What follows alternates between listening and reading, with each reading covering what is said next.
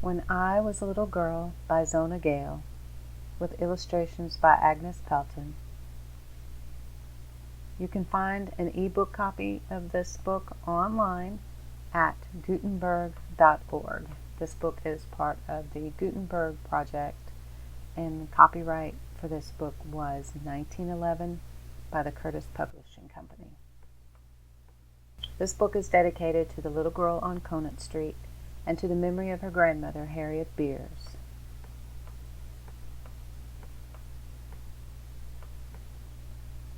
Introduction. There used to be a little girl who does not come here any more. She is not dead, for when certain things happen, she stirs slightly where she is, perhaps deep within the air. When the sun falls in a particular way, when graham griddle cakes are baking, when the sky laughs sudden blue after a storm, or the town clock points to its clearest you will be late way at the time of 9 in the morning, when the moonlight is on the midnight and nothing moves, then somewhere beyond sealed doors the little girl says something, and it is plain that she is here all the time. You little child who never have died, in these stories I am trying to tell you that now I come near to understanding you. I see you still with your overlong hair and your overmuch chattering, your naughtiness and your dreams. I know the qualities that made you disagreeable and those that made you dear. I look on you somewhere as spirit looks on spirit, understanding from within. I wish that we could live it again, you and I, not all of it by any means, and not for a serious business, but now and then for a joy and for an idleness. And this book is a way of trying to do it over again together. Will you care to come from the quiet where you are, near to me and yet remote? I think that you will come, for you will want untidingly to wonder about me. And now here I am, come true so faintly, like her whom you dreamed, yet so like you yourself, your child, fruit of your spirit, you little shadowy mother.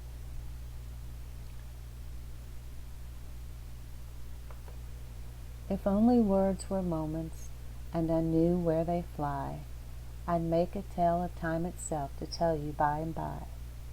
If only words were fathoms that led us by for pearls, I'd make a story ocean strange for little boys and girls. But words are only shadow things, I summon all I may.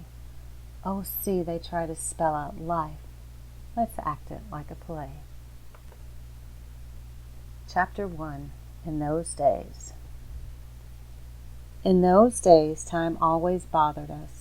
It went fast or it went slow, with no one interfering. It was impossible to hurry it or to hold it back.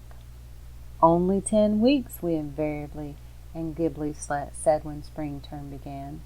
Just think, we've got 10 weeks, we told one another in the beginning of vacation. What time we came home without our books chanting it. No more Latin, no more French, no more sitting on a hard school bench, both chorally and antiphonally, chanting it. Yet, in spite of every encouragement, the spring term lasted immeasurably, and the summer vacation melted. It was the kindred difference of experience respectively presented by a bowl of hot ginger tea and an equal bulk of ice cream. In other ways, time was extraordinary. We used to play with it. Now is now, but now that other now is gone. And then is now. How did it do it? How did all the nows begin? When is the party, we sometimes inquired. Tomorrow, we would be told. And then the next morning, now it is tomorrow, we would joyfully announce, only to be informed that it was, on the contrary, today. But there was no cause for alarm, for now the party, it seemed, had changed too, and that would be today. It was frightfully confusing. When is tomorrow? We demanded. When today stops being, they said. But never, never once did today stop that much. Gradually we understood and humored the pathetic delusion of the grown-ups.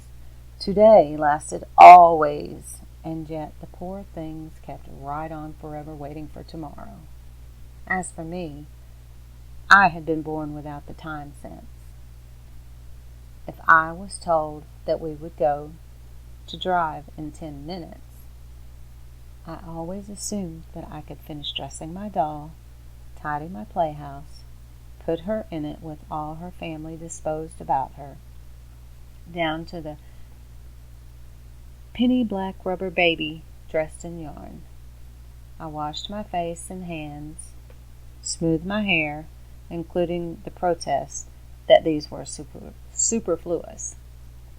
I made sure that the kitten was shut up in the woodshed, long before most of which the family was following me, hailing me away, chiding me for keeping other folk waiting.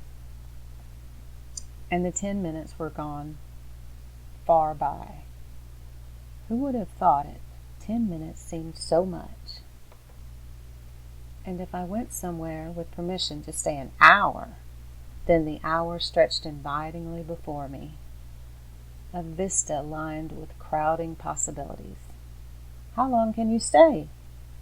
We always promptly asked our guests, for there was a feeling that the quality of the game to be entered on depended on the time at our disposal. But when they asked me, it never was conceivable that anything so real as a game should be dependent on anything so hazy as time. Oh, a whole hour, I would say royally. Let's play city. With this attitude, Delta Dart, who lived across the street, had no patience. Delta was definite. Her evenly braided hair, her square fingertips, her blunt questions, her sense of what was due to Delta, all these were definite. City, she would burst out. You can't play city unless you've got all afternoon. And Margaret Amelia and Betty Rodman, who were pretty definite too, would back Delta up. But once they usually had permission to stay all afternoon. They would acquiesce when I urged. Oh well, let's start it anyhow.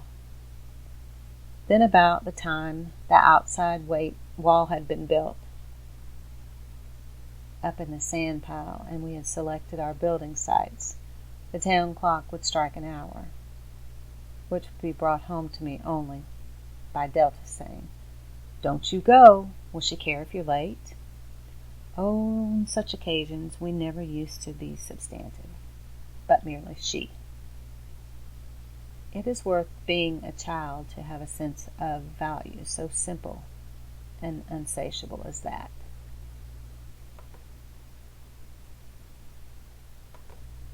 Don't you go. Will she care if you're late?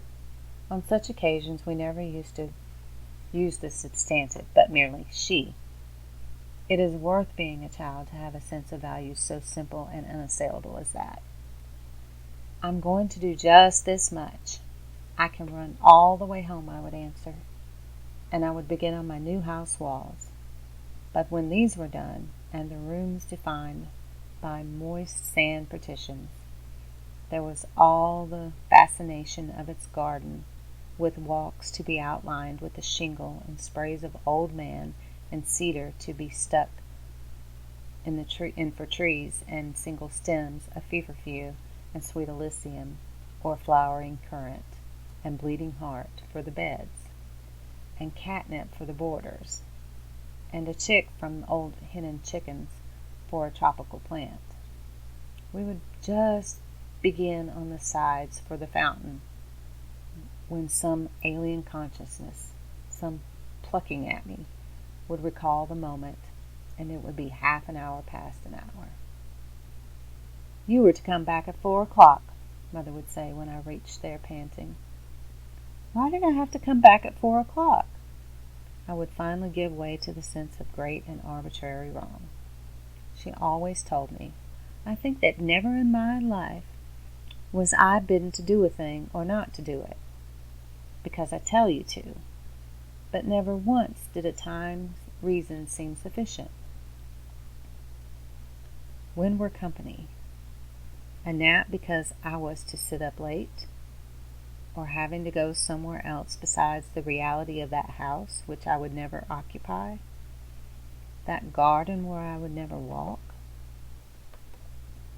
You can make it up the next time you go to Delta's, Mother would say, but I knew that was impossible. I might build another house, adventure, or another garden. This was forever lost to me.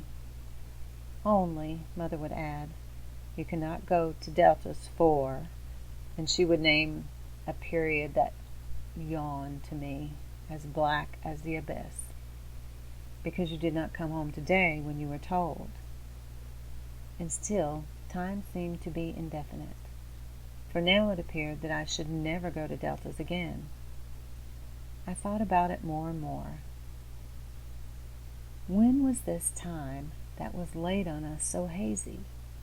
Why did I have to get up because it was 7 o'clock, go to school because it was 9, come home from Delta's because the clock struck something else? Above all, why did I have to go to bed because it was 8 o'clock? I laid it out before my little council. Why do we have to go to bed because it's bedtime? I asked them. Which started first, bedtime or us? None of us could tell. Margaret Amelia Rodman, however, was of opinion that bedtime started first.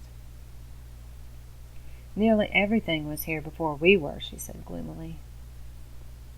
We haven't got anything in the house but the piano and the rabbits that was here before us.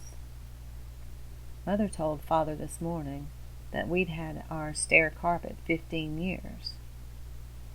We faced that 15 years, nearly twice as long as we had lived. If a stair carpet had lasted like that, what was the use of thinking that we could find anything to control on the ground of our having been here first? Delta Dart, however, was a free soul. I think we begun before bedtime did, she said decidedly, because when we were babies, we didn't have any bedtime. Look at babies now. They don't have bedtimes. They sleep all the while. It was true. Bedtime must have started after we did. Besides, we remembered that it was movable. Once it had been 7:30. Now it was 8. Delta often sat up, according to her own accounts, much later than even this. Grown-ups don't have any bedtime either, Betty took it up. They're like babies. This was a new thought. How strange that grown-ups and babies should share this immunity, and only we be bound. Who made bedtime? I inquired irritably. Shh, said Delta. God did. I don't believe it, I announced flatly. Well, said Delta, anyway, he makes us sleepy. This I also challenged. Then why am I sleepier when I go to church evenings than when I play hide and seek in the Bryce's barn evenings? I submitted. This was getting into theology, and Delta used the ancient method. We aren't supposed to know all things, she said with a superiority, and the council broke up. That night, I brought up my revolt into the open. At 8 o'clock, I was disposing the articles in my playhouse so that they all touched, in order that they might be able to talk during the night. It was well known to me that inanimate objects must touch if they would carry on a conversation. The little red chair and the table, the blue paperweight and the little trembling figure inside, the silver vase, the mug with "Remember Me" in blue letters, the china goat, all must be safely settled so that they might while away the long night in talk. The blue glass paperweight with the horse and rider within, however, was uncertain what he wanted to companion. I tried him with the china horse, and with the tree full of birds, and with the duck in a boat, but somehow he would not group. While he was still hesitating, it came. "Bedtime, dear," they said. I faced them at last. I had often objected, but I had never reasoned it out. "I'm not sleepy," I announced sternly. "But it's bedtime," they pressed in mildly. "Bedtime is when you're sleepy," I explained. "I'm not sleepy, so it can't be bedtime." "Bedtime is 8 o'clock," they said with a hint of firmness, and picked me up strongly and carried me off. And to my expostulation that the horse and his rider in the blue paperweight would have nobody to talk up all night, they said that he wouldn't care about that. And when I wept, they said I was cross, and that proved it was bedtime. There seemed no escape, but once I came near to understanding. Once the door into the unknown about things nearly opened up for me, and just for a moment I caught a glimpse. I had been told to tidy my top bureau drawer. I have always loathed tidying my top bureau drawer. It is so unlike a real task. It is made up of odds and ends of tasks that ought to have been dispatched long ago.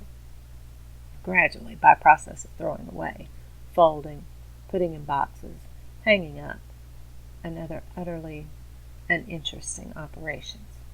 I can create a thing. I can destroy a thing. I can keep a thing as it was.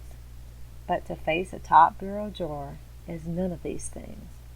It is a motley task, unclassified, without honor. A very tag-end and bobtail of a task, fit for nobody. I was thinking things that meant this and hanging out the window. It was a gentle day, like a perfectly natural human being who wants to make friends and will not pretend one iota in order to be your friend. I remember that it was a still day that I loved, not as I loved Uncle Lemus and Aunt Frances, but always played with me and gave me things, but as I loved Mother and Father when they took me somewhere with them on Sunday afternoons. I had a row of daffodils coming up in the garden. I began pretending that they were marching down the border. Down the border to the big rock by the cooking apple tree. Why, of course, I had never thought of it, but that rock was where they got their gold. A house wren came out of a niche in the porch and flew around down to the platform in the box alder, where Father was accustomed to feed the birds. The platform was spread with muffin crumbs. The little wren ate and then flew to the clothesline and poured forth his thankful, exquisite song. I had always felt regret that we had no clothes reel that would go whirl around like a witch in the wind, but instead we merely had a system of clotheslines, duly put up on Mondays. But the little wren evidently did not know the difference. "Abracadabra, make me sing like that," I told him.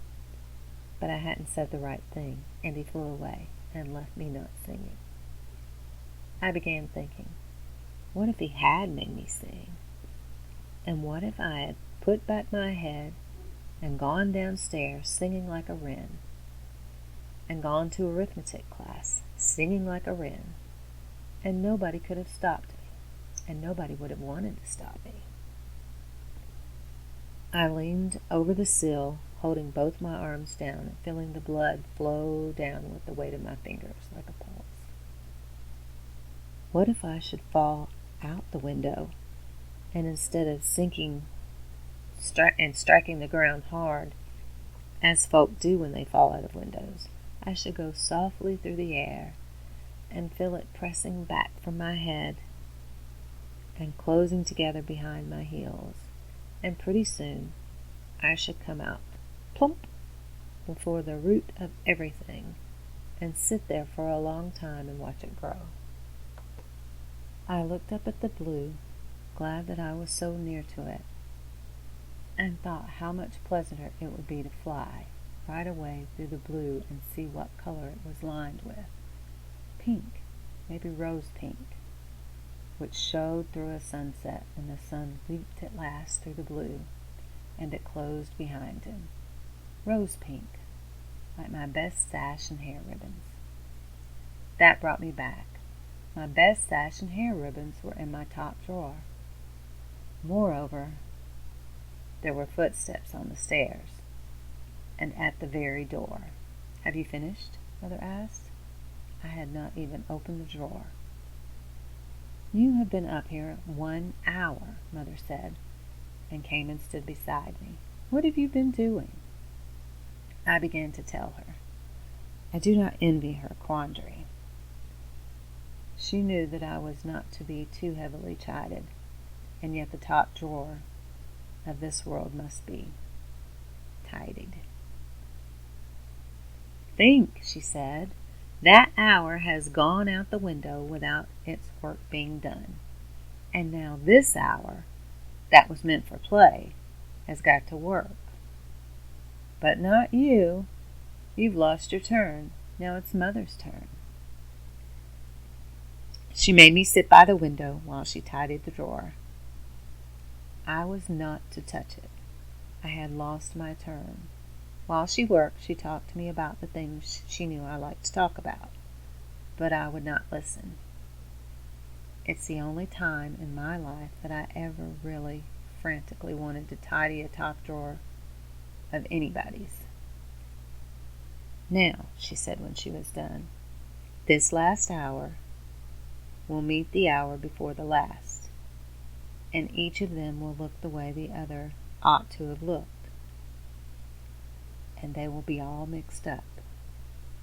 And all day, I think, I will keep trying to come back to you to straighten them out, but you can't do it. And they'll have to be each other forever and ever and ever." She went away again, and I was left to face with the very heart of this whole perplexing time business. Those 2 hours that would always be somewhere trying to be each other forever and ever, and always trying to come back for me to straighten them out. Were there hours out in the world that were sick hours? Sick because we had treated them badly, and always trying to come back for folk to make them well? And were there hours that were busy and happy somewhere because they had been well used, and they didn't have to try to come back for us to patch them up? Were hours like that? Was time like that? When I told Delta of the incident, she at once characteristically settled it. "Why, if there wasn't any time," she said, "we'd all just wait and wait and wait."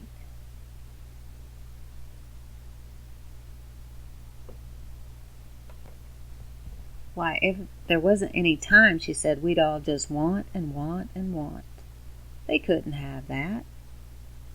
So they set something going to get us going, to keep things going." Sometimes in her life, when I've seen such folk lunch because it was 1 o'clock, worship because it is the 7th day, go to Europe because it is summer, and marry because it is high time, I wonder whether Delta was not right. Often and often I have been convinced that what Mother told me about the hours trying to come back to get one to straighten them out is true, with truth undying. And I wish that morning by the window, and at those grim, inevitable bedtimes, that I, as I am now, might have told that little me this story about how just probably they first noticed time, and about what just possibly it is. End of chapter 1.